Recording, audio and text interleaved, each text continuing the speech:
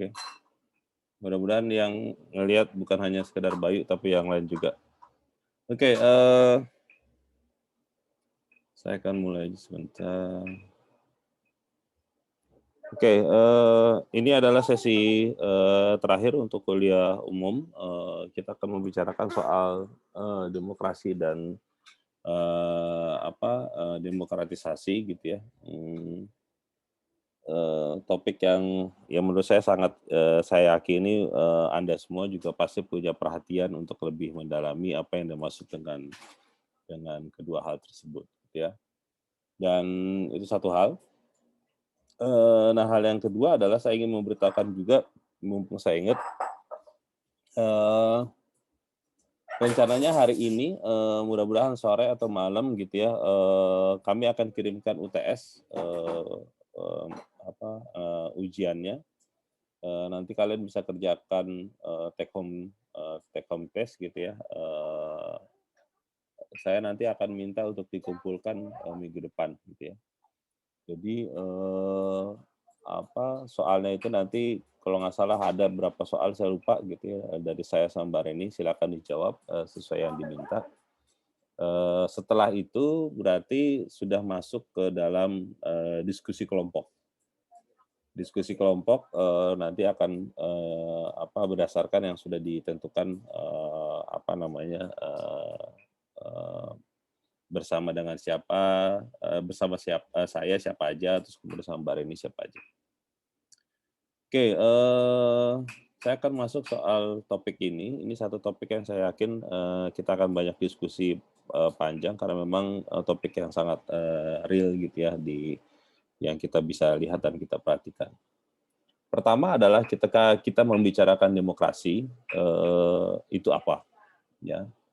Jadi ketika membicarakan demokrasi, maka akan ada begitu banyak topik atau tema-tema yang selalu dibicarakan dalam perbincangan tentang demokrasi. Ya, yang pertama adalah kita sebut dengan regular contested election. Jadi yang pertama itu selalu banyak orang menyebutkan bahwa membicarakan demokrasi maka membicarakan pemilu. Jadi pemilu itu adalah bagian dari demokrasi. Jadi pemilu yang seperti apa? Pemilu yang dilakukan secara reguler, berkelanjutan gitu ya, itu satu. Yang kedua adalah pemilu yang contested. Contested itu artinya ya dia berkompetisi secara bebas. Ya, itu yang biasanya terjadi di dalam sebuah negara demokrasi. Yang kedua adalah alternation of government. Jadi pemerintahan itu adalah pemerintahan yang memang dia bisa menawarkan banyak pilihan-pilihan. Jadi di dalam negara demokrasi tidak ada yang namanya dominant government. Tidak ada pemerintahan yang sangat dominan, yang sangat kuat, tetapi pemerintahan yang dia bisa memberikan pilihan-pilihan atau tawaran yang sangat beragam. Yang kedua adalah rule of the law, penegakan hukum. Jadi konstitusi itu adalah dasar. Ya, semua pijakan yang dijalankan di dalam sebuah pemerintahan itu pijakannya adalah dihukum. Rule of the law-nya itu. Yang lain adalah membicarakan soal freedom, kebebasan. Ya, kebebasan apa? Kebebasan yang maknanya untuk kemudian berpartisipasi, kebebasan untuk kemudian menyampaikan aspirasi, pandangan, yang tentu akan bisa menjadi satu hal yang positif ataupun negatif. Dalam beberapa hal kebebasan itu dimaknai negatif oleh pemerintah atau pihak yang merasa tersinggung misalkan karena memang aspirasi kebebasan tersebut. Ya, tapi bisa jadi sebuah kritik yang positif gitu ya untuk lebih membangun atau membawa perubahan-perubahan yang lebih baik. Nah, membicarakan demokrasi juga membicarakan soal konteks pluralisme. Ya, pluralisme, multikultural gitu ya. Jadi tidak ada yang sangat dominan. Terus kemudian masyarakat sipil. Masyarakat sipil ini konteksnya adalah ruang untuk kemudian ruang yang terbuka yang bisa berbeda dalam satu hal dengan hal yang lain, ya, yang kemudian menimbulkan keragaman-keragaman untuk bisa dibicarakan di ruang publik. Demokrasi juga membicarakan ada aspek privasi, karena ketika demokrasi itu dilihat sebagai sebuah values, nilai, maka dia juga menghargai ada yang namanya kerahasiaan atau sifat yang personal, yaitu privacy. Lalu demokrasi juga membicarakan yang disebut dengan separation of powers, ya, atau yang dikenal dengan check and balances. Bagaimana caranya agar institusi-institusi politik itu, eksekutif, legislatif, atau yudikatif itu, mereka bisa saling menjaga satu sama lain. Tetapi pada sisi yang lain mereka juga bertujuan untuk membedakan atau membelah gitu ya bentuk-bentuk kekuasaan yang mereka miliki. Jadi itu demokrasi yang kita kenal. Tetapi dalam konteks yang umum kita melihat bahwa demokrasi itu adalah sistem politik yang ideal, itu jelas. Sama halnya ketika membicarakan sistem politik yang lain di dalam konteks ideologi politik gitu ya, ada yang totaliter, sosialis dan sebagainya. Jadi ini adalah konteks yang ideal. Idealnya harus berdasarkan apa? Based on-nya itu adalah soal fairness, ya, soal fairness, keadilan, keadilan untuk semua orang, semua pihak, ya. Yang kedua adalah membicarakan soal akuntabilitas. Akuntabilitas itu maknanya adalah untuk kemudian pemimpin yang bertanggung jawab kepada rakyatnya, yang kemudian disampaikan dalam bentuk transparansi dan sebagainya. Ini membicarakan soal keadilan, sama fairness, justice, dan juga rule of the law yang tadi saya sudah diskusikan. Jadi ketika itu adalah bicara soal ideal political system, sesuatu yang sangat ideal, maka kemudian ketika itu diimplementasikan menjadi a set of practice, gitu ya, jadi tindakan-tindakan yang perlu untuk dilakukan, maka tujuannya adalah ultimate goal-nya adalah a fair and just system. Jadi dia adalah keadilan sistem untuk kemudian siapapun gitu ya, terutama untuk keadilan kepada rakyat atau masyarakat. Nah, ada beberapa basic thought dasar pemikiran kenapa demokrasi itu perlu untuk dilakukan. Ya, yang pertama adalah the core idea of demokrasi itu adalah konteksnya kita membicarakan popular rule, gitu ya. Jadi yang berwenang, yang punya suara itu adalah popular, publik masyarakat. Ya, dalam konteks itu ketika membicarakan popular suara publik, suara rakyat, maka mereka adalah sesuatu yang penting yang diperhatikan. Di samping itu, membicarakan demokrasi, maka membicarakan popular control over collective decision making. Ketika pembuatan keputusan atau kebijakan itu dihadirkan, yang dilakukan biasanya oleh para elit politik atau pemerintahan, maka disitulah adalah kontrol atau ruang di mana masyarakat atau publik itu bisa melakukan pengawasan terhadap proses pembuatan keputusan atau kebijakan yang belum tentu sepenuhnya bisa menyuarakan aspirasi publik. Ya, starting point-nya adalah ketika rakyat atau masyarakat itu penting, ya, urgent. Ya, jadi citizen itu adalah sesuatu yang penting ketimbang institusi-institusi dalam pemerintahan. Jadi ketika mendefinisikan prinsip-prinsip itu, maka yang perlu diperhatikan all citizens are entitled to say in public affairs. Jadi semua orang, semua pihak bisa untuk mengatakan apapun yang tadi saya sebut dengan kebebasan, freedom-nya di dalam ruang publik. Jadi nggak ada batasan, nggak ada hambatan dan sebagainya. Jadi dalam konteks ini maka yang dibicarakan tentu adalah equality, ya, persamaan. Jadi nggak ada pembedanya. Kamu rambutnya keriting, ada yang rambutnya lurus, kulitnya hitam, kulitnya putih, agamanya Islam, Kristen dan segala macam, itu nggak ada pembeda. Jadi dalam konteks ini maka siapapun bisa untuk berpartisipasi ataupun menjadi bagian dari ruang-ruang publik tersebut. Jadi ketika membicarakan control by citizen over the collective affairs, equality between citizen in the exercise of their control, maka itu adalah kunci atau prinsip-prinsip yang penting harus diperhatikan menurut si David Betham ya di dalam sebuah negara demokrasi. Nah, basic prinsipal yang lain yang juga bisa perlu diperhatikan ada 4. Ya, yang pertama adalah for choosing and replacing the government through free and fair election. Jadi pergantian pemerintahan, pergantian kepemimpinan politik itu harus dilakukan dengan adanya namanya pemilu. Pemilu yang seperti apa? Pemilu yang tentu harus dilihat dalam konteks free and fair, ya, bebas dan juga adil. Jadi pemilunya itu tentu harus dihadirkan dalam konteks yang adil buat semua orang. Yang kedua adalah tadi balik lagi prinsipnya sama, active participation of the people ya dalam semua hal, baik kegiatan-kegiatan politik atau kegiatan-kegiatan civic life ya semua pun.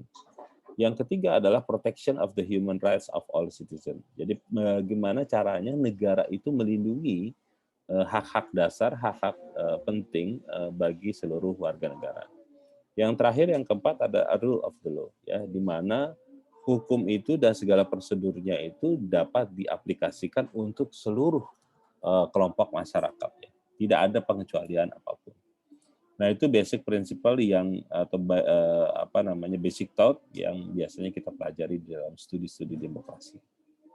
Nah sekarang saya masuk dalam konteks demokratisasi. Ini kenal ya gambar foto yang di samping ini ya. Ini Saddam Hussein. Saddam Hussein itu adalah seorang presiden di Irak gitu ya yang sudah memerintah lebih dari 40 tahun kalau nggak salah, diktator gitu ya, dan kemudian ditangkap oleh rejim militernya Amerika gitu ya. Buat sebagian orang Amerika atau tentara Amerika, tertangkapnya Saddam Hussein itu adalah prestasi. Pada saat yang bersamaan juga menjatuhkan rejim otoritariannya. Itu dilakukan di bulan Desember 2003. Gambar ini sebenarnya ingin mengatakan satu kondisi yang penting untuk melihat bahwa ketika sebuah negara demokrasi, jadi tadi saya sudah menjelaskan apa itu demokrasi dengan prinsip-prinsipnya, ya, dan ketika kita sudah jalankan itu, kita implementasikan prinsip-prinsipnya menjadi bagian yang terinternalisasi, yang dilakukan oleh elit politik, terus kemudian masyarakat, publik, terus kemudian yang terimplementasikan juga dalam kebijakan-kebijakan atau regulasi, maka kemudian pertanyaannya adalah apakah at the end-nya itu ada perubahan-perubahan yang jauh lebih baik. Nah, seperti yang beberapa waktu sudah saya jelaskan bahwa dalam konteks itu tentu akan ada reaksi yang berbeda.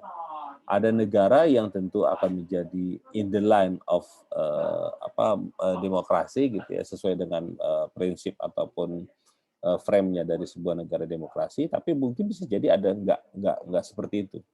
Dia akan bisa jadi berada dalam ruang yang berbeda, sistem yang berbeda, sehingga kemudian menjadi satu hal yang penting untuk diperhatikan.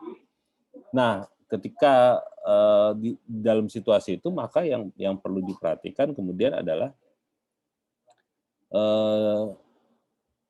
demokrasi itu adalah satu konteks ideal yang tadi saya ceritakan, ya, yang saya sebutkan.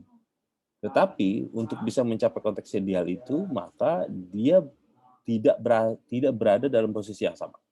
Ya, tentu ada negara yang belum demokratis, ya, apapun itu bentuknya, baik itu kemudian kita sebut dengan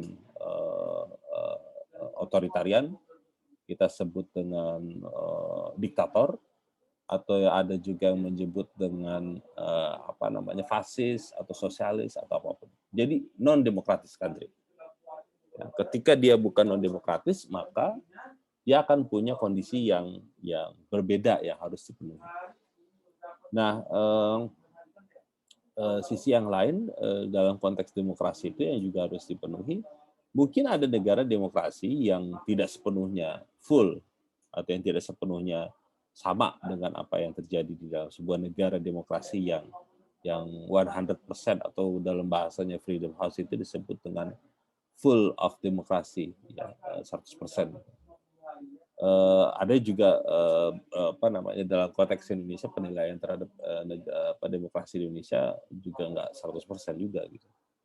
Nah, itu yang kemudian kita melihat menuju ideal itu yang kemudian orang mungkin melihatnya dengan konteks demokratisasi, democratization. Ada 3 komponen yang biasanya diperbincangkan. Yang pertama adalah ending an authoritarian regime. Ya, jadi sebuah konteks mau masuk ke dalam sebuah negara demokrasi, Maka syarat yang harus bisa atau komponen yang penting harus diperhatikan adalah authoritarian regime-nya itu harus diakhiri. Ya, authoritariannya itu rejim itu harus berakhir. Gimana caranya? Apapun caranya itu harus berakhir. Ya entah lewat kudeta, entah lewat apa namanya demonstrasi berbesar-besaran, entah lewat pemilu dan sebagainya sebagainya. Jadi endingnya itu harus clear. Jadi endingnya itu harus diakhiri dalam konteks terjadinya entah itu yang disebut revolusi atau yang disebut dengan reformasi. Artinya di situ ada yang namanya social change, perubahan sosial yang mendasar. Ya, yang kemudian orang di sana banyak tidak happy, ada banyak orang yang tidak merasa kecewa dengan pemerintah, ada yang merasa tidak mendapat benefit, elit politik juga merasa nggak mendapat benefit yang signifikan dan sebagainya. Itu yang disebut dengan ending. Dalam konteks Saddam Hussein, dia sudah berkuasa lebih dari 40 tahun. Ya, ketika di ending, diakhiri masa rejimnya itu tentu adalah sebuah dampak di mana ketika seluruh masyarakat atau seluruh orang yang ada di Irak itu merasa tidak happy dengan kondisi itu. Dalam konteks Indonesia, ketika kejadian tahun 98 yang kita sebut dengan reformasi tahun 98, situasi ekonominya memang buruk. Ya, ada inflasi yang tinggi, terus kemudian harga-harga bahan pokoknya juga tidak ya menggila, terus kemudian banyak orang miskin, demonstrasi protes di mana-mana dan sebagainya sebagainya. Itu adalah demanding politics yang sangat kuat ya, sehingga kemudian orang berkeinginan untuk gimana caranya ending an authoritarian regime. Berakhirlah di situ ketika pada waktu itu Soeharto mengucapkan berhenti sebagai presiden setelah 32 tahun. Nah, ketika ending, ya maka yang berikutnya yang terjadi adalah dia installing democratic regime. Installing itu maknanya adalah dia men-setting atau membuat regulasi atau melakukan perubahan konstitusi, ya sehingga kemudian adanya jaminan institusi-institusi politik yang baru yang tadinya tidak ada di rejim sebelumnya itu mulai bekerja dan kemudian mulai hadir. Jadi installing a democratic regime itu adalah usaha untuk kemudian menyentuh satu situasi dia mencoba membuat sesuatu yang baru, ya menyingkirkan yang lama, ya termasuk juga aktor-aktor politiknya, orang-orang yang di dalam pergantiannya yang tadinya pemilu itu nggak pernah dilakukan secara langsung, ini misalkan secara langsung. Yang tadinya milih anggota dewan itu tertutup, sekarang terbuka. Yang tadinya misalkan nggak ada yang namanya Mahkamah Konstitusi, maka sekarang ada dan sebagainya. Jadi ada beberapa prasyarat-prasyarat atau template yang biasanya dihadirkan di sebuah negara demokrasi itu diinstal, itu dimasukkan di dalam sebuah rejim demokrasi. Nah, ketika itu sudah mulai bekerja, kelembagaan-kelembagaan politik di sebuah negara demokrasi, tentu dia harus blended. Dia harus bekerja, sistemnya itu dia harus bekerja karena jadi kamu mengibaratkan sebuah sistem hardware gitu ya, yang ketika kamu installing gitu ya, tentu akan mulai bercampur gitu ya, antara pemikiran, perilaku, sikap, terus kemudian tata kelolanya, pemerintahannya, implementasinya yang belum tentu nyambung sepenuhnya dengan apa yang diekspektasi di awal gitu ya. Maka kemudian orang melihat usaha untuk yang kita sebut dengan consolidating a democratic regime. Jadi ada usaha untuk kemudian dia berkonsolidasi menjadi sebuah kesolidan di sebuah negara demokrasi. Menjadi kesolidan itu adalah sebuah proses yang tidak mudah. Karena dia akan menghadapi situasi-situasi yang ada perlawanan, ada penyimpangan, ada kondisi yang tidak menguntungkan dan sebagainya. Jadi dalam konteks itu ada banyak penyebab ya yang kemudian tiga hal ini akan menghadapi situasi-situasi yang berbeda. Mungkin ada satu rejim otoritarian yang bisa mulus menjadi sebuah negara demokrasi, tapi ada juga yang enggak. Gitu. Ada juga mungkin yang ketika melakukan installing democratic regime, dia memiliki dinamika pertentangan yang cukup memadai, yang membuat mereka kalau dalam bahasa Huntington yang nanti akan saya jelaskan adalah reverse tuh. Jadi yang tadinya dia ada usaha gitu menjadi sebuah negara demokratis ya. Tetapi karena pertentangan itu begitu kuat, masyarakat banyak melakukan penolakan terhadap nilai-nilai baru di dalam sebuah negara demokrasi. Itu kemudian mereka menyatakan nggak mau lagi ke negara demokrasi, balik lagi. Maka kalau menurut Huntington itu disebut dengan reverse, kembali, balik lagi ke rejim sebelumnya. Nah, ketika dia konsolidasi, itu pun juga dalam proses yang tidak mudah. Jadi di setiap tahapan-tahapan ataupun komponennya itu bukan sesuatu yang mudah untuk dibicarakan menurut Huntington. Nah, ini saya bicara soal buku yang sangat fenomenal yang ditulis oleh Samuel Huntington, Three Waves of Democratization. Ya. Jadi yang tadi saya bicarakan, ketika demokratisasi itu berjalan, maka kemudian akan ada punya dampak, akan ada punya hasil, result. Gitu. Ada proses dan dinamika yang berbeda-beda. Ada yang kalau menurut tadi disebut dengan Freedom House, akan ada yang berwujud 100% full of democracy, tapi ada yang disebut juga partial demokrasi, atau bahkan ada yang enggak demokrasi sama sekali. Nah, dalam konteks ini, maka si Huntington itu menyebut bahwa ada 3 gelombang demokrasi yang terjadi. Gelombang pertama itu adalah terjadi antara kurun waktu 1818 sampai 26. Itu terjadi di Prancis, di Inggris ataupun Amerika. Penyebab gelombang demokratisasi pertama itu ada banyak hal. Salah satunya adalah soal industrialisasi. Seperti yang saya sudah sampaikan di diskusi yang sesi sebelumnya yang terkait dengan modernisasi ataupun pembangunan dan sebagainya, maka itu ada kaitannya. Jadi tentu studi-studi ini mengatakan bahwa ketika ada perubahan-perubahan sosial yang diakibatkan terjadinya urbanisasi, pertumbuhan kelompok masyarakat, kemudian dan sebagainya, itu yang membuat orang berubah gitu ya, dan kemudian secara ekonomi juga jauh lebih memadai dan sebagainya. Jadi penyebabnya salah satu di sana.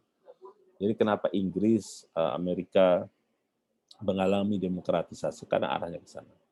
Dan jadi aspek yang first wave-nya ini lebih penekanannya economic and social factors. Yang kedua, gelombang kedua itu kurun antara tahun 1943 sampai 1965. Itu terjadi memang ditekan karena adanya Perang Dunia Kedua. Jadi dampak dari kemenangan aliansi yang bekerja di Perang Dunia Kedua gitu ya, dan juga dekolonialisasi itu terjadi. Jadi sehingga kemudian merefer atau melihat bahwa ada template sebuah negara demokrasi yang berhasil diterapkan atau yang sedang berjalan, dan kemudian ada dorongan-dorongan aliansi blok-blok barat atau blok timur dan sebagainya yang mendorong terciptanya demokratisasi, atau bahkan lebih dorongan-dorongan yang disebabkan dengan dekolonialisasi dan sebagainya. Nah, dalam bukunya Huntington ada yang disebut dengan third wave ya, antara kurun waktu 1974 sampai 1995, atau Huntington itu ketika menulis buku di tahun 1995 itu dia nggak menjelaskan ini akan ada yang the fourth wave ya, gelombang keempat atau tidak gitu ya. Paling tidak menurut dia penyebab di dalam konteks yang the third wave itu ada di Portugal, Yunani, Turki lagi gitu ya. Jadi nanti akan ada penjelasan kenapa disebut lagi, karena ada yang disebut dengan konteks reverse tadi yang saya sebut. Penyebabnya banyak, atau negara-negara yang di blok timur gitu ya, yang tadi aliansi dari second wave ini, mereka berpindah menjadi sebuah negara yang demokratis. Penyebabnya biasanya kalau dalam yang the third wave ini adalah lebih persoalan-persoalan legitimasi di dalam sebuah negara. Jadi negara-negara tersebut banyak mengalami problem karena ketidakpuasan, partisipasi publik yang juga semakin meningkat, ada perkembangan liberalisasi gitu ya, atau juga ada snowballing effect gitu ya, bahwa ada begitu banyak demonstrasi di banyak negara yang mendorong terciptanya demokratisasi di yang ketiga tersebut.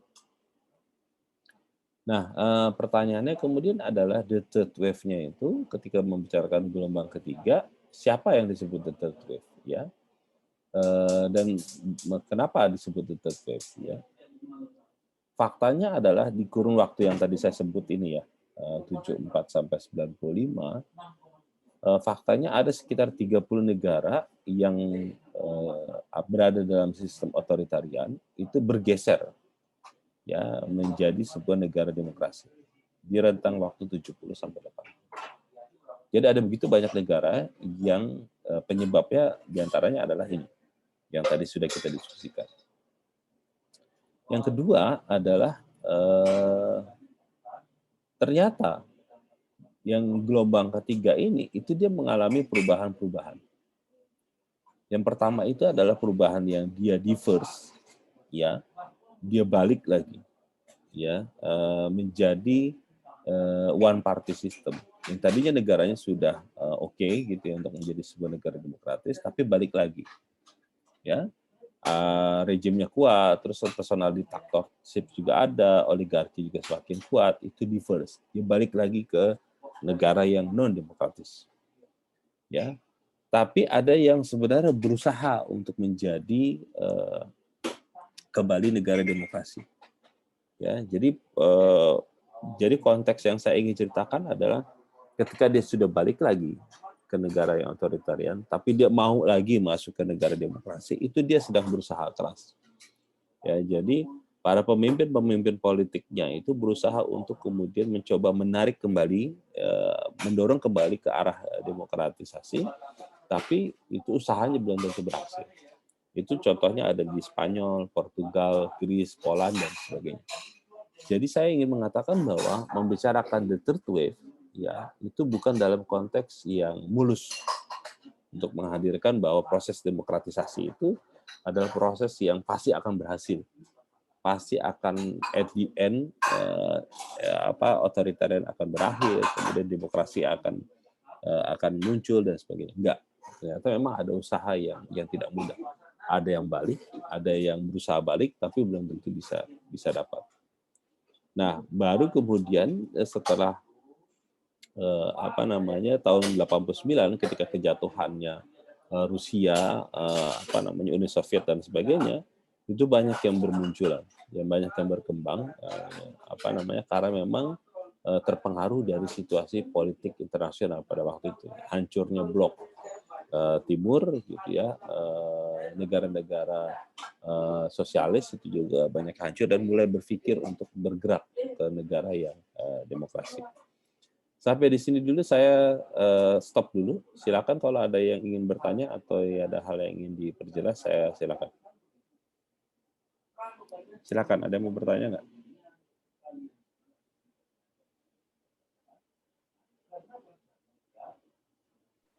Mas, izin bertanya, Mas. Ya, silakan. Ya, sebelumnya mohon maaf ya, Mas, nggak bisa nyalain kamera.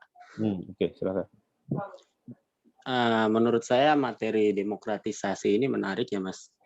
Karena apalagi fokusnya kalau di bahasan dunia ketiga gitu. Salah satu negaranya Indonesia yang di sini saya mau lihat terutama.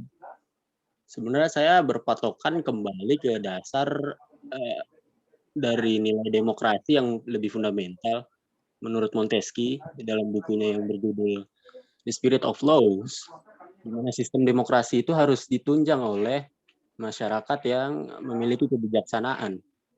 Dan tetapi saya melihat bahwa kebijaksanaan itu sendiri harus didukung oleh faktor-faktor seperti pendidikan yang tinggi, kehidupan yang layak, dan segala macamnya itu. Nah, kalau saya melihat di dunia ketiga yang tadi Mas jelaskan, seperti Indonesia dan negara-negara di Afrika, mungkin faktor-faktor itu tidak semua orang itu memiliki gitu, mungkin hanya segelintir elit saja. Jadi saya melihat masuk ke demokratisasi ke dunia ketiga, salah satu mungkin Indonesia, itu justru membawa dampak-dampak negatif seperti adanya praktik politik klientelism kalau mikronya, terus praktik-praktik dalam pemilu seperti kampanye uang yang mana seharusnya demokratisasi tidak membawa praktik-praktik tersebut gitu secara ideal. Nah, dari situ saya ingin bertanya, apakah memang masuknya nilai demokrasi yang berasal dari barat tersebut, khususnya ke dalam dunia ketiga itu memang kita bisa katakan memang terjadi error ketika kedua nilai tersebut bertemu, yang tadi Mas jelaskan dalam proses instalasi, atau memang begitu prosesnya, Mas? Memang salah satu dari nilai itu akan tergerus atau mungkin bisa berpadu gitu, Mas. Jadi lebih ke error atau memang seperti itu prosesnya ketika menginstalasi antara dua nilai tersebut, itu aja sih, Mas. Terima kasih. Oke. Oke, makasih Daud atas pertanyaan. Pertanyaannya saya simpan dulu karena nanti saya akan ada penjelasan, ada begitu banyak problem challenge gitu ya yang tentu juga akan kita bisa lihat secara sama-sama. Oke, ada lagi yang lain?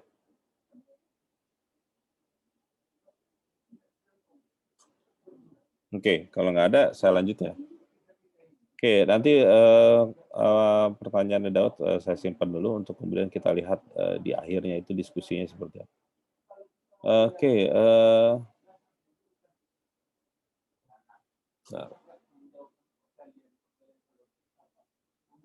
Oke, nah sekarang kita akan cek sebenarnya pattern-nya, polanya, perubahan-perubahan rejim di gelombang ketiga itu kayak apa.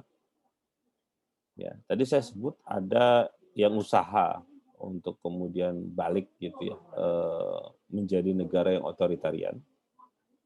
Tapi ada juga negara yang setelah itu dia mau berusaha keras untuk menjadi negara demokrasi, tapi itu juga tidak mudah. Gitu ya. Yang pertama adalah pola-pola yang terjadi adalah satu cycle, ya. Jadi cyclingnya itu adalah konteks alternation between democracy and authoritarian, ya. Jadi di beberapa studi, ya, yang ini juga nggak terjadi. Maksud saya ini tidak hanya terjadi di negara gelombang ketiga yang disebutkan Huntington setelah tahun 95 sampai hari ini. Ada banyak studi-studi yang menyebut adalah antara in between demokrasi dan authoritarian. Ada yang menyebut electoral authoritarianism. Ada yang menyebutnya hybrid demokrasi. Ada yang menyebutnya pseudo demokrasi. Ada yang menyebutnya atau ada studi yang menyatakan demokrasi with adjektifnya itu dalam pengertian bahwa demokrasi itu dalam konteks yang full 100% tadi, itu ada begitu banyak problem yang tidak serta-merta dia bisa sesuai dengan yang diharapkan atau yang diekspektasikan. Karena at the end-nya itu atau di dalam proses menuju demokratisasinya itu ada blended values yang tidak mudah.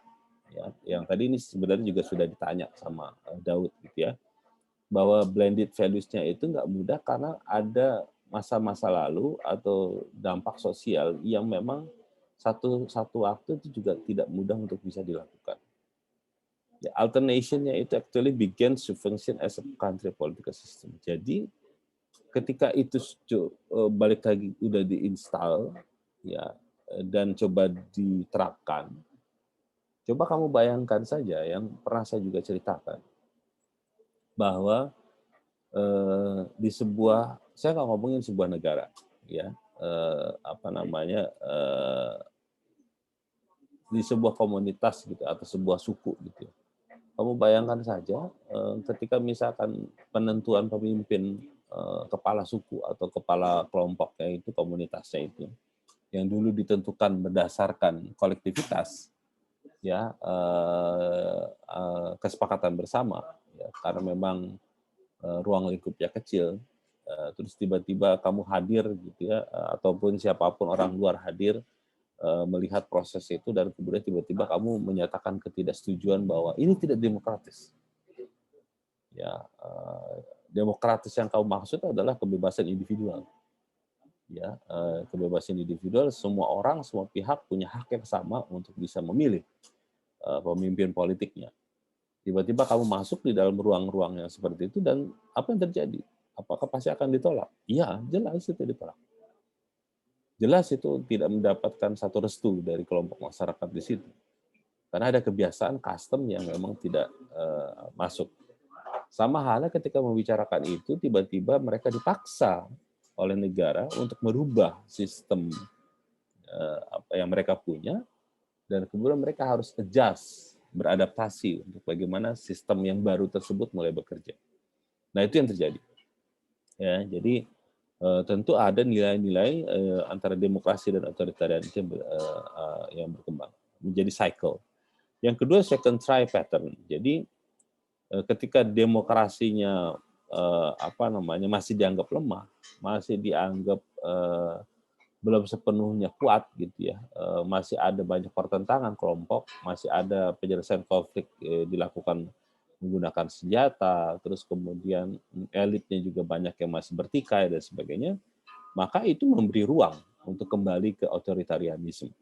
Ya, ketika ini bisa diatasi otoritariannya, maka kecenderungan dia akan bisa menjadi semakin kuat dan demokrasi bisa hadir. Gitu ya. Dan itu yang sebenarnya diperjuangkan oleh kelompok-kelompok masyarakat, baik kelompok civil society, partai politik yang pro demokrasi, untuk kemudian menghadirkan stronger demokrasi. Yang lain adalah interrupted demokrasi, adalah itu ada suspension, ya, temporary suspension of democratic system, ya. Jadi tiba-tiba diinterupsi, kemudian dia nggak bisa berjalan karena memang di reject gitu ya, intervensinya itu bisa dilakukan oleh kudeta dan sebagainya gitu. Jadi itu akan jadi problem. Gitu. Jadi saya ingat kejadian-kejadian di beberapa tempat, banyak negara di Amerika Latin ataupun di Thailand gitu ya, ketika diintervensi oleh militer gitu, itu kecenderungan memang menyulitkan demokrasi untuk bisa berkembang. Nah, direct transition, itu nanti kita akan diskusikan tentang transisi demokrasi, itu ada di cenderungnya di gelombang pertama, dekolonialisasi polanya itu di gelombang kedua, ketika misalkan orang atau negara-negara tersebut berusaha untuk mencari pola yang seringkali saya ceritakan, template sebuah negara demokrasi ketika mereka berhasil menjadi sebuah negara demokratis, ingin bangkit menjadi sebuah negara baru, lepas dari penjajahan, mereka mencari rujukan. Rujukannya itu adalah negara-negara Barat yang dianggap berhasil menjadi negara demokrasi. Nah, sekarang pertanyaannya adalah reverse-nya itu kayak apa? Siapa yang melakukan reverse? Gimana reverse-nya? The first wave-nya reverse-nya itu adalah di sini. Jadi sepanjang 1828 sampai 26 itu adalah perjalanan panjang 100 tahun ya, gelombang demokratisasi, tapi dia reverse-nya wave-nya ini pasti disebabkan oleh Perang Dunia Pertama. Jadi orang berpikir kembali gitu ya. Ketika sistem pemilihan itu sudah dilakukan dengan baik gitu ya, tapi ketika ada akibat perang, maka orang berpikir kembali terhadap demokrasi karena militer yang mengambil alih. Second wave-nya itu ternyata ada di sini, dan itu antara rentang waktu 1998 sampai 1975. Sama halnya di third wave-nya, reverse-nya di sini. Jadi artinya reverse-nya itu adalah momentum di mana situasi-situasi domestik dan internasional yang dia mempengaruhi. Ya, itu yang nanti akan kita lihat. Apa penyebabnya reverse-nya? Satu adalah soal yang tadi sudah disinggung, weak democratic values. Ya. Jadi nilai-nilai demokrasi yang coba diinstal, yang coba dimasukkan dan diinternalisasi, itu ternyata nggak masuk sepenuhnya masuk, nggak sepenuhnya menjadi bagian internal semua kelompok masyarakat, malah sebaliknya dia ditolak mentah-mentah atau menjadi bagian yang tidak positif dari perkembangan-perkembangan di masyarakat. Yang kedua adalah reverse-nya itu disebabkan karena krisis ekonomi. Jadi pertumbuhan ekonominya itu tidak baik, tidak positif, malah buruk gitu ya. Inflasi di mana-mana, kemudian harga barang juga semakin meningkat, daya beli masyarakat juga rendah. Maka ketika krisis, maka orang kemudian berpikir kembali, ini negara yang kita sudah dukung secara demokratis kok tidak menghadirkan kesejahteraan buat kita. Jadi itu yang terjadi. Nah, reverse yang lain katanya adalah soal polarisasi. Polarisasi di dalam kehidupan masyarakat itu semakin kuat dan semakin kental. Yang sebenarnya kalau kita refleksi sebenarnya nanti akan kita diskusikan lebih lanjut apakah polarisasi yang kita hadapi hari ini itu punya dampak serius untuk kita. Polarisasi itu maknanya adalah pertentangan, konflik gitu ya, bukan penyelesaian. Jadi karena persoalan perbedaan identitas, persoalan pilihan politik yang kemudian secara agregatif mempengaruhi pola pikir masyarakat dan kemudian saling menjelek-jelekan dan sebagainya. Dan itu yang membahayakan buat masyarakat. Yang lain adalah breakdown of the law and order by insurgency atau terrorism. Jadi ada dua hal ya. Yang pertama adalah breakdown of the law-nya itu adalah banyak pembangkangan terhadap regulasi aturan yang dilakukan secara sengaja, pembangkangan dari kelompok-kelompok yang baik yang bersenjata ataupun tidak bersenjata gitu ya, termasuk juga kelompok terorisme yang kemudian mengumpulkan dukungan politik gitu ya, terus kemudian masuk ke area-area elit politik menjadi kekuatan gitu ya, dan kemudian malah bukan menghadirkan sebuah kondisi yang membaik, tetapi malah semakin memburuk. Yang ketiga adalah adanya intervensi atau conquest ya, by non-democratic foreign countries. Jadi ini adalah konteks di luar, intervensi dari luar yang kemudian mendorong terciptanya kondisi berkebalikan di sebuah negara demokrasi. Yang terakhir ada demonstration effect. Jadi efek dari snowball ya di banyak negara, banyak tempat akibat ketidakpuasan ekonomi, sosial dan sebagainya itu sebenarnya juga punya dampak. Jadi dia akan berpikir ulang gitu ya, apa yang terjadi dalam konteks di negaranya dan sebagainya. Jadi itu. Jadi ketika sebuah negara dia dalam konteks reverse ya, reverse-nya itu kan pemahamannya kemudian adalah dia akan bisa jadi sebuah negara yang berubah 180 derajat menjadi negara yang otoritarian, atau bisa jadi dia berusaha juga untuk balik ke demokrasi, tapi bukan hal yang mudah juga. Itu yang terjadi. Nah, di dalam studi demokratisasi, maka yang dibicarakan tuh biasanya dua, ya pendekatannya. Pendekatan yang kita sebut dengan transisi, yang satu lagi disebut dengan konsolidasi. Jadi seperti yang tadi saya sebut bahwa demokratisasi itu adalah sebuah proses yang panjang. Jadi kalau menurut satu buku, saya judulnya lupa, demokratisasi itu adalah satu proses yang panjang dan melelahkan. Ya, jadi ketika panjang dan melelahkan itu yang tadi saya sudah sebut berkali-kali bahwa dia harus ada adaptasi. Pasti akan ada konflik, ada banyak ketidaksukaan, ketidakbahagiaan, ada banyak protes ya, yang kemudian semua harus dinegosiasikan dan ditransaksikan agar kemudian tercipta kesejahteraan dan kebahagiaan bersama. Karena at the end dari sisi itu memang penting. Nah, dalam konteks itu maka studi demokratisasi itu menyebut bahwa penting untuk membedakan mana yang disebut dengan transisi, mana yang disebut dengan konsolidasi. Transisi itu tadi yang saya sebut ketika ending the authoritarian regime and installing democratic regime, itu adalah yang disebut dengan masa di mana transisi itu terjadi. Ya. Tetapi dalam banyak hal, ilmuwan itu juga sepakat untuk mengatakan sebelum kita mendefinisikan democratic consolidation, maka yang harus dipahami itu adalah transisinya itu gimana. Nggak bisa kita ujuk-ujuk mengatakan sebuah negara itu sudah terkonsolidasi. Tapi kita nggak pernah tahu proses transisinya itu awal mulanya itu kayak apa. Kita nggak pernah bisa menjelaskan di titik mana rejim yang non-demokratis sebelumnya itu bisa masuk. Dengan cara apa rejim non-demokratis itu dia bisa jatuh dan kemudian digantikan, dan kemudian aktor-aktor yang ada itu saling berkompetisi satu sama lain untuk memperebutkan posisi itu. Dan bagaimana implementasinya ketika di dalam masa transisi itu para aktor itu bernegosiasi untuk mendapatkan itu semua dan sebagainya. Kenapa demikian? Karena di dalam studi-studi ini mengatakan bahwa transisi sama konsolidasi itu adalah dua hal yang saling berkaitan satu sama lain. Konsolidasi itu nggak akan hadir tanpa adanya transisi.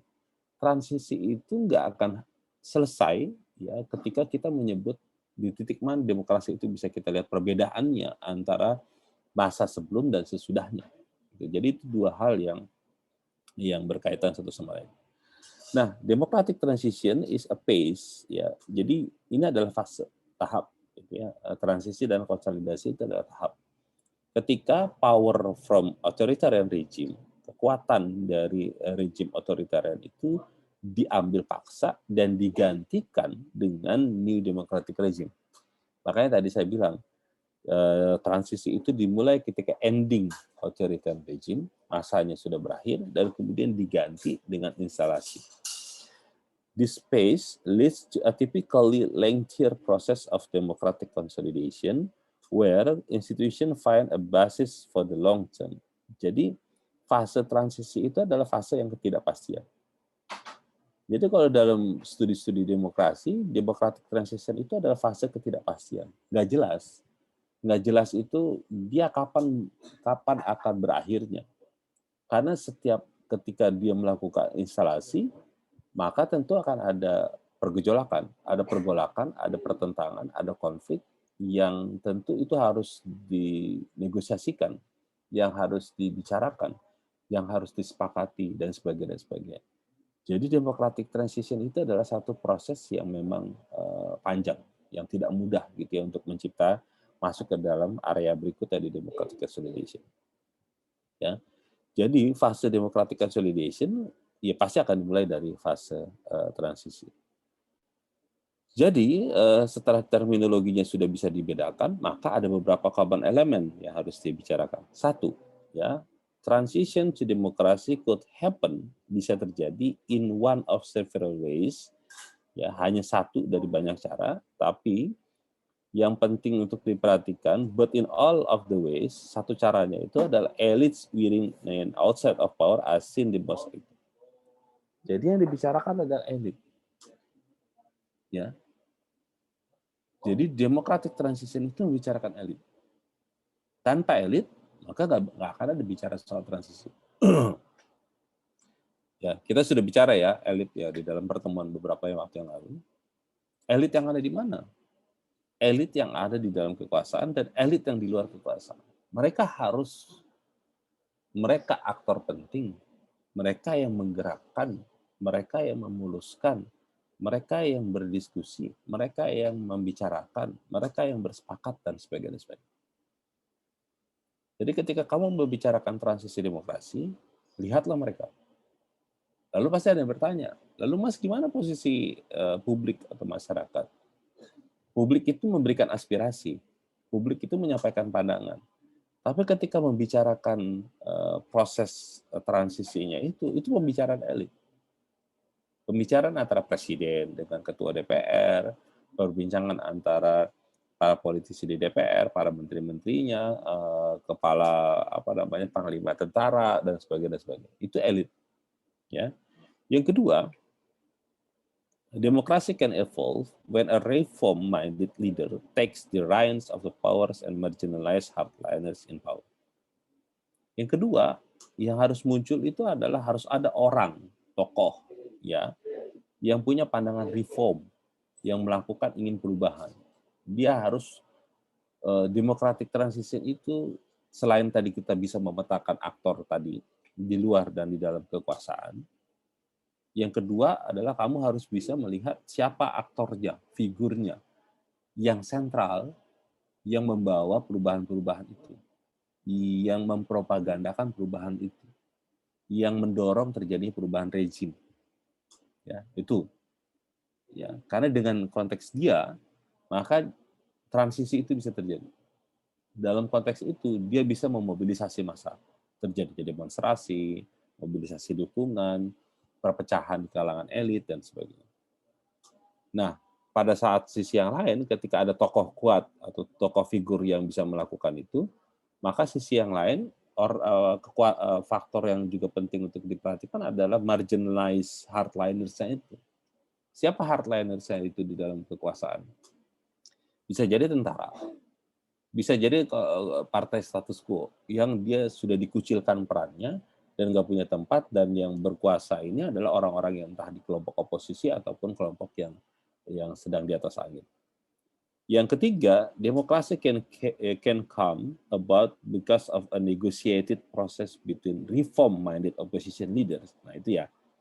Jadi yang harus kau perhatikan adalah ada kelompok reform-minded opposition leader di luar kekuasaan, elit-elit di luar kekuasaan, dan mereka membuat aliansi. Mereka beraliansi untuk melawan status quo. Ya. Jadi ketika misalkan negosiasi itu berhasil dimenangkan oleh si oposisi, maka transisi itu bisa terjadi. Ya. Atau negosiasinya apa?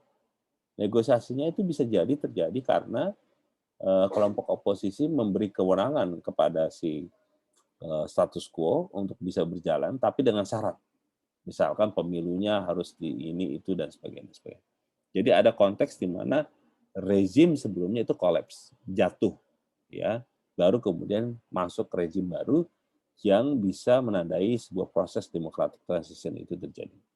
Jadi harus ada newcomers, harus ada orang baru yang menjadi pemimpin, ya. Nah, bisa jadi dia di oposisi, bisa juga enggak, gitu ya. Bisa juga dia kelompok yang ada di status quo tapi orang baru. Nah, pertanyaan berikutnya adalah how it happens and ends. Jadi gimana ceritanya? Yang pertama adalah transition phase of democratization is regarded as a period of great political uncertainty. Yang tadi saya bilang. Ya, ketika dia tidak jelas, tidak penuh kepastian, maka tentu akan ada punya banyak ruang.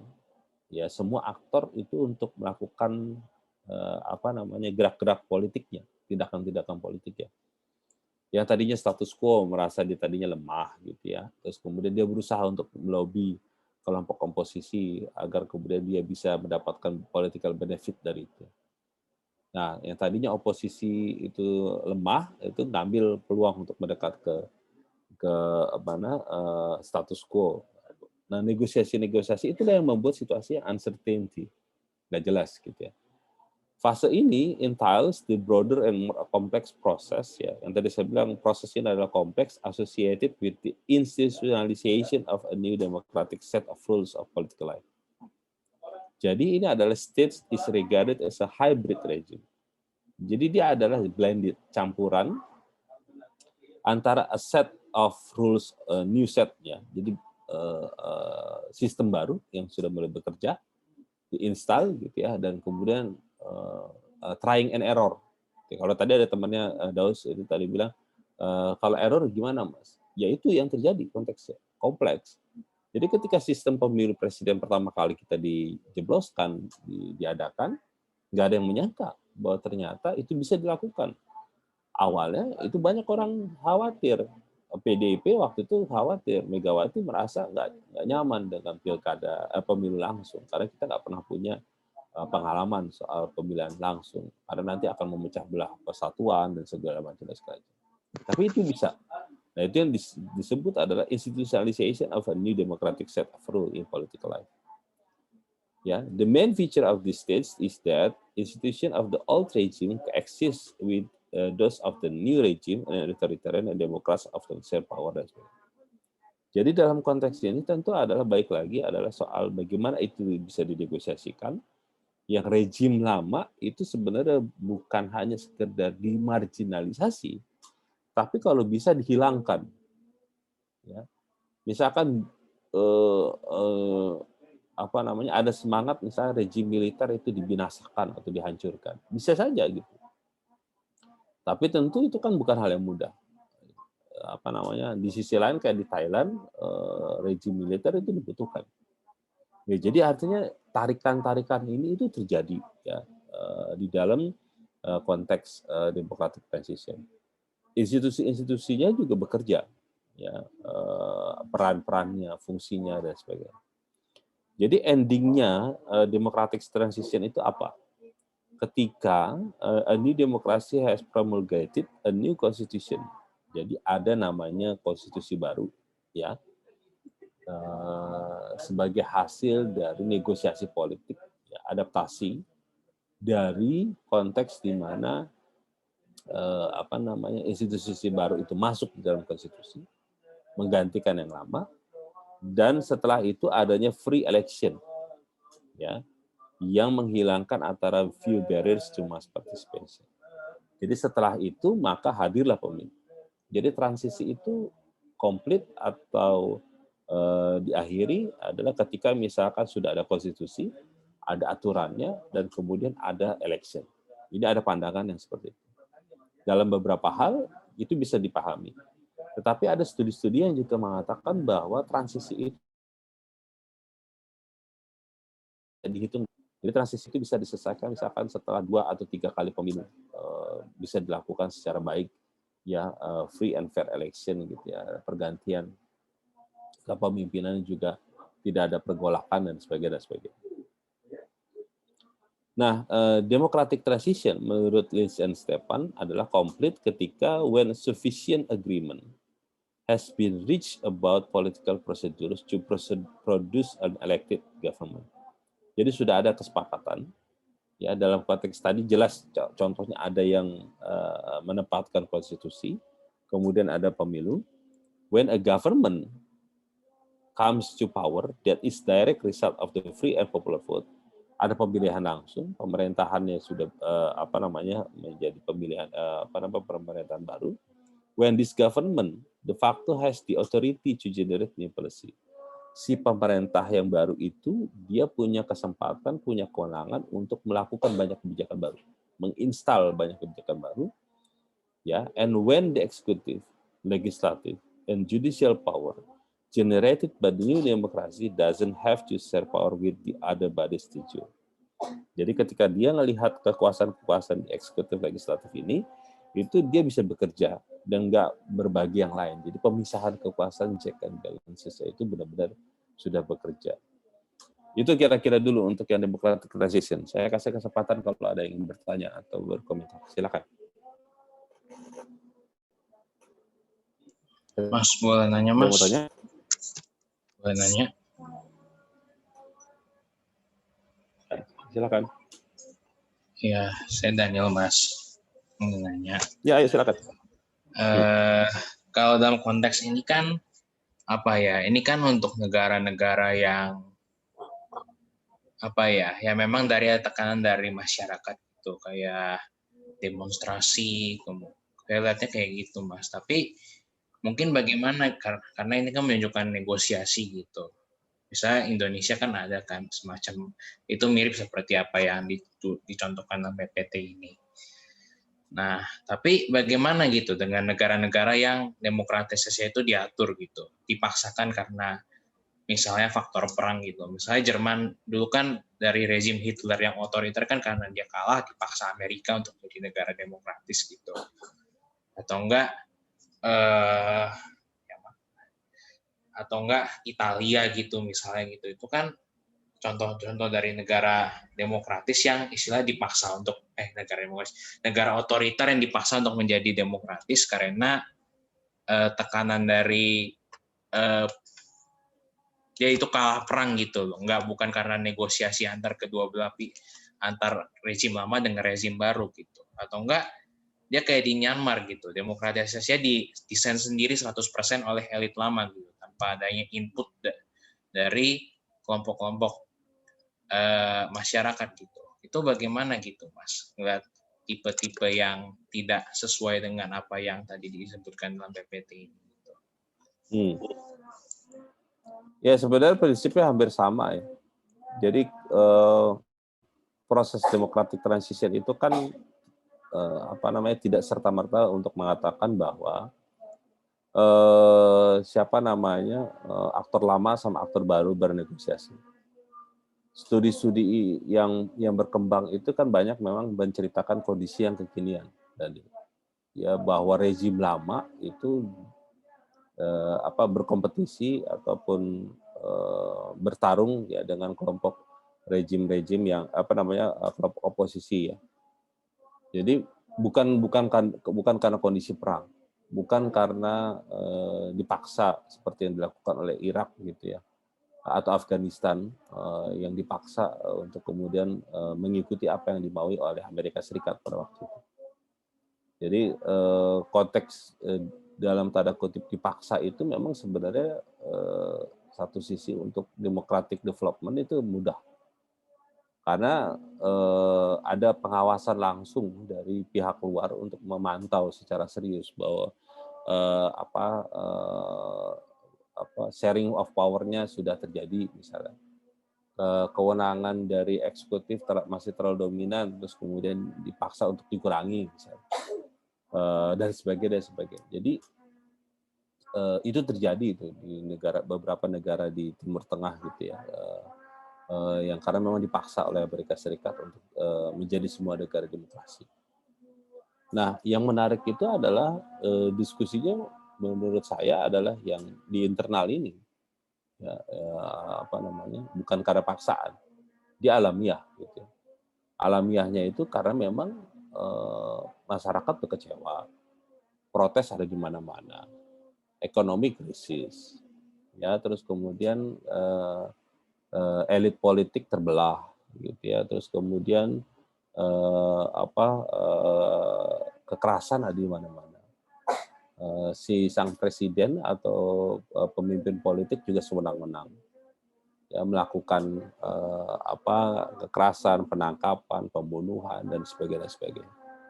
Jadi ketika perlawanan publiknya semakin besar, semakin meluas, maka kemudian ya orang-orang yang melakukan perlawanan ini terus mendesakkan perubahan dan terus kemudian mendorong itu, dan mereka, si kelompok yang berkuasa harus bernegosiasi mau tidak mau. Negosiasinya adalah diambil alih gitu ya sama kelompok yang baru atau yang berlawanan, oposisi, atau si kelompok penguasa ini harus menyampaikan opsi-opsi yang membuat mereka harus tersingkir gitu. Atau yang dalam bahasa yang tadi disebut itu adalah bagaimana caranya memarginalisasi kelompok status quo itu untuk tidak punya peran yang maksimal, sehingga kemudian mereka malah menjadi tidak berkutik sama sekali. Nah, itu yang menurut saya adalah menarik. Karena ini persoalannya tidak mudah. Karena kalau diinstal atau didorong dari luar, itu mungkin akan mudah dalam konteks instalasinya secara cepat, ya.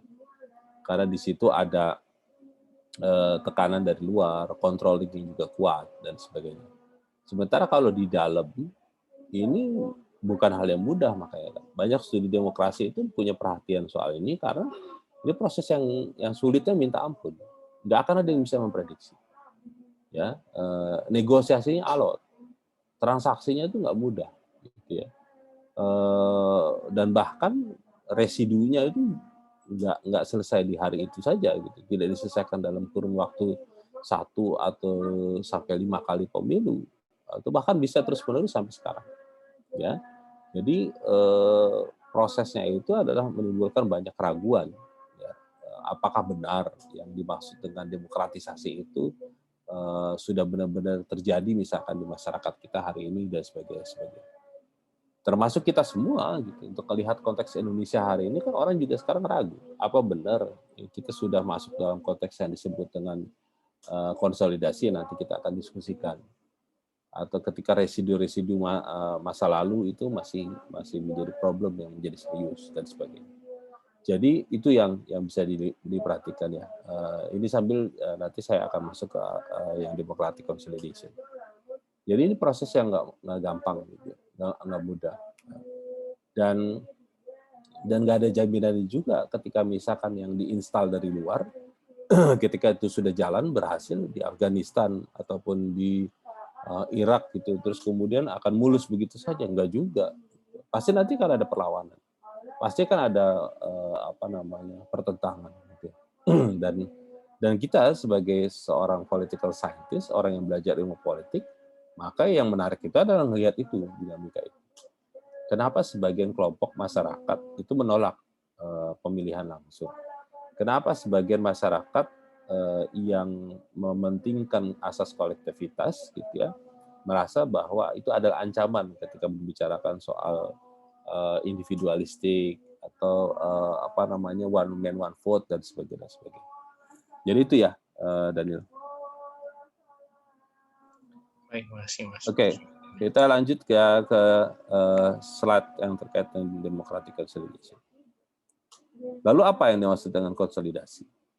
Ya, a consolidated democracy adalah none of the major political actors, ya, aktor-aktor politik utamanya, partai politik, ya, organized interest, kelompok-kelompok kepentingan yang terorganisasi, kekuatan forces apapun itu, termasuk juga kekuatan bersenjata, atau institusi-institusi yang ada, itu consider that there is any alternative to democratic process to gain power, and jadi nggak ada di antara mereka semua ini yang berpikir untuk beralih ke negara, ke bentuk sistem politik lain.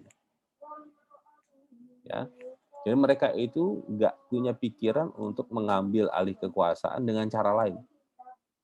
Ya, in democratic process to gain power, and that no political institution or groups has in claim to veto the action of democratically elected decision makers.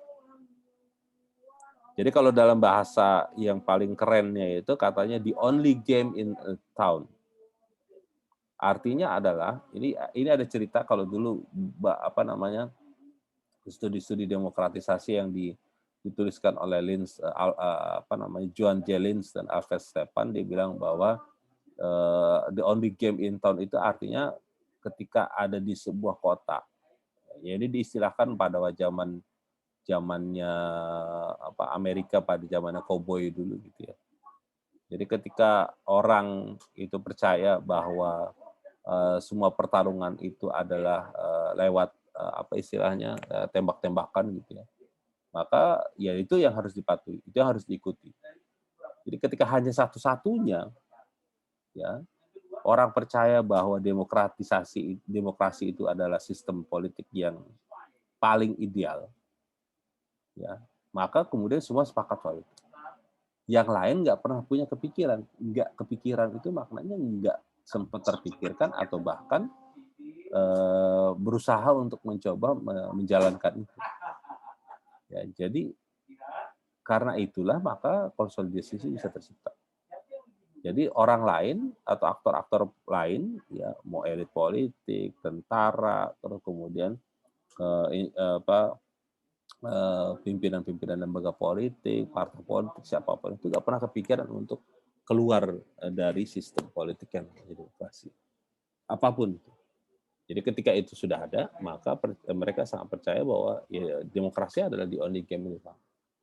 Mereka percaya itu meskipun mereka sangat yakin juga bahwa ini tidak sepenuhnya adalah paling ideal. Jadi ada pandangan yang juga mengatakan adalah sebaik-baiknya demokrasi ya itu adalah seburuk-buruknya demokrasi itu adalah yang paling baik di antara semua sistem pemerintahan atau politik yang ada di dunia. Jadi nggak ada yang nggak sempurna banget gitu. Jadi konsolidasi itu adalah usaha untuk menciptakan itu. Pertanyaannya kemudian adalah how it happens and completely. Ya. Jadi ada tiga minimal condition. Ya, minimal condition yang harus dipenuhi sebelum membicarakan democratic consolidation. Pertama, di dalam sebuah in a modern polity, ya, free and authoritative election cannot be held, ya. Winners cannot exercise, ya, the monopoly of legitimate force, and citizens cannot effectively have their right protected by a rule of law under the state action. Jadi ini kondisi yang harus dipastikan dulu, ya, bahwa free and authoritative election itu harus terhadir. Ya, pemilihnya itu punya kewenangan untuk melakukan kekuasaan, punya legitimasi untuk melakukan itu. Ya, dan terus kemudian bisa dipastikan juga bahwa masyarakat atau citizennya itu juga punya hak yang sama untuk melakukan penegakan hukum dan sebagainya. Ya, itu satu kondisi yang harus dipastikan untuk membicarakan democratic consolidation. Yang kedua, demokrasi cannot be taught as a consolidated until a democratic transition has been brought to completion. Ya, ini yang sudah dibicarakan democratic transition yang tadi. Jadi konsolidasi itu syaratnya transisi dulu. nggak bisa langsung ujuk-ujuk masuk itu konsolidasi. Dia harus ada satu tahap yang menurut para ilmuwan itu harus dilalui. Yang ketiga, no regime should be called a democracy unless its rulers govern democratically. Syaratnya yang lain juga penting adalah pemimpinnya, penguasanya, ya harus memerintah secara demokratis. Nggak ada ceritanya, gitu, nggak ada urusannya. Jadi itu harus dipenuhi. Jadi adalah pemimpin politiknya juga punya orientasi demokratis. Dari sisi tahapan juga harus dipenuhi. Dari sisi modern politiknya itu juga harus bisa dipastikan bahwa kondisi-kondisi tertentu harus hadir. Nah, yang berikutnya adalah ada beberapa kondisi yang juga harus dipenuhi. Satu adalah yang kita sebut dengan behavior. Secara perilaku, democratic regime itu di dalam sebuah negara yang demokratis itu terkonsolidasi ketika no significant national, social, economic, political, or institutional actors. Yang tadi yang saya sebut ya, nggak ada satupun aktor politik yang punya kesempatan untuk melakukan mobilisasi sumber daya ya untuk melakukan tujuan-tujuan mereka dengan melakukan perlawanan-perlawanan terhadap rejim politik demokratis ya, dan kemudian mereka membentuk non demokratik rejim. Jadi kalau dalam bahasa ininya behaviornya adalah ini pandangannya Lins dan Stefan, dia akan bilang tidak ada satupun di negara tersebut ada usaha-usaha yang sangat serius dan sistematis untuk mendukung atau mendorong terciptanya negara yang di luar demokrasi di negara tersebut. Jadi kalau itu ada, maka konsolidasi itu belum tercipta. Jadi itu untuk memastikan semua orang, semua pihak pikirannya sama, gitu ya, bahwa terciptanya konsolidasi. Karena mereka punya pandangan bahwa demokrasi adalah yang paling tepat saat ini. Itu secara perilaku pemahaman ini untuk menciptakan itu. Ini pandangan ini memang menjadi sangat kuat untuk menunjukkan adalah the only game in town. Ketika ada usaha muncul yang non demokratik regime, apapun bentuknya, maka itu dianggap sebagai bentuk kewaspadaan atau antisipasi yang harus dilihat juga. Nah, secara attitude, ya, a democratic regime is consolidated when ya, bisa terkonsolidasi dengan catatan a strong majority of public opinion. Jadi akan ada dukungan publik yang sangat kuat, gitu ya. Itu yang ditampilkan dari hasil-hasil survei publik, gitu ya. Kan selalu ada pertanyaan tuh, seberapa yakin, seberapa positif dukungan Anda terhadap negara demokrasi yang sedang kita jalani, misalkan seberapa yakin Anda bahwa pemerintahan ini demokrasi atau enggak. Nah itu strong majority-nya itu. Even in the midst of major economic problems. Jadi ketika misalkan terjadi krisis ekonomi, ya a deep dissatisfaction with incumbent. Ketika ada ketidakpercayaan terhadap pemerintahan yang sedang berkuasa, orang masih tetap percaya sama demokrasi misalnya. Misalkan hari ini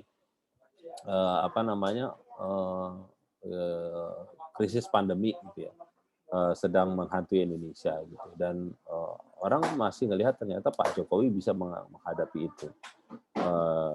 Ternyata dukungan demokrasi juga masih ada. Itu kan masih sesuatu yang positif. Nah, yang jadi problem adalah ketika krisis ekonominya sudah merajalela, gitu ya, terus kemudian ketidakpuasan semakin besar. Nah, sementara mayoritas mengatakan bahwa mereka nggak percaya sama demokrasi, dan itu adalah ancaman. Yang lain juga adalah holds the belief that democratic procedures and institutions are the most appropriate way to govern collective life. Jadi ada kepercayaan bahwa semua prosedur-prosedur demokrasi dan institusi-institusinya itu adalah cara-cara yang paling ideal untuk bisa dilakukan untuk pemerintah saat ini. When support for anti-system alternative is quite small, jadi ketika misalkan ada usaha-usaha untuk melakukan perlawanan terhadap demokrasi itu kecil atau malah less isolated, ya, maka itu sebenarnya nggak relevan. Jadi maka konsolidasi itu bisa tercipta. Nah, yang ketiga, secara konstitusi, ya, a democratic regime is consolidated when governmental and non-governmental forces, ya, alike become subject to. Jadi ketika misalkan kekuatan-kekuatan pemerintah dan yang di luar pemerintah itu menjadi aktor penting, ya, di dalam pemerintahan dan politik. Dan yang paling penting itu adalah habituated. Habituated itu apa ya? Mulai terbiasa, gitu ya. Mulai terbiasa penyelesaian perbedaan pendapat atau pandangan itu ya harus terlembagakan, harus dibicarakan secara bersama-sama dan sebagainya. The resolution of conflict within the bounds of the specific laws, procedures, and institutions sanctioned by the new democratic process. Jadi membiasakan semuanya itu adalah penekanannya aspek pada rule of the law. Penekanannya resolusi konflik itu penekanannya adalah memperhatikan prosedur dan institusi. Jadi ketika itu bisa diikuti dan dilewati, maka sebenarnya itu secara konstitusi kita sudah menghadapi situasi yang sudah baik. Nah, itu yang ketika konsolidasi itu bisa tercipta dan completed itu, maka demokrasi itu dianggap sudah mendapat porsi yang ideal, yang sesungguhnya. Nah, tantangannya kemudian memang menjadi sangat beragam, ya, karena ada begitu banyak diskusi-diskusi yang juga serius membicarakan soal demokrasi itu, karena begitu banyak isu-isu yang diperbincangkan. Seperti misalkan ancaman-ancaman yang hari ini diperbincangkan itu adalah terkait dengan tadi soal politik identitas atau polarisasi, gitu ya, yang semakin menguat, gitu, atau populisme, ya, itu kan juga isu yang diperbincangkan oleh banyak orang, bukannya ingin mendorong sebuah terciptanya kepercayaan terhadap lembaga-lembaga, tapi malah menjadi kami menyebutnya hyper personalized, jadi lebih percaya kepada ketokohan. Sementara kalau tadi dorongan demokratisasi itu percaya sama lembaga-lembaga, sama prosedur-prosedur. Nah, pada sisi yang lain, fenomena yang lazim saat ini terjadi di banyak tempat, banyak negara adalah orang percaya sama tokoh. Orang lebih percaya sama figur, gitu ya, ketimbang organisasi. Nah, itu. Ya, itu juga problem hari ini. Selain juga soal tadi identitas, polarisasi dukungan dan sebagainya. Ya, demokrasi itu sebenarnya berkehendak untuk mengatakan ketika polarisasi atau perbedaan pendapat itu ya hanya terjadi di election. Ya, ketika sudah selesai election ya sudah, gitu. Jangan kemudian menjadi sebuah kekuatan yang malah menjadi penghalang, gitu. Dan itu menjadi problem ketika kekuatan-kekuatan orang per orang tersebut dia bisa mampu memobilisasi dukungan-dukungan politik, gitu ya. Apalagi ketika dorongannya itu untuk menghadirkan atau menciptakan dukungan terhadap sistem baru di luar negara demokrasi. Itu kira-kira ya yang bisa saya sampaikan. Kalau ada yang ingin bertanya lagi, saya persilakan. Silakan.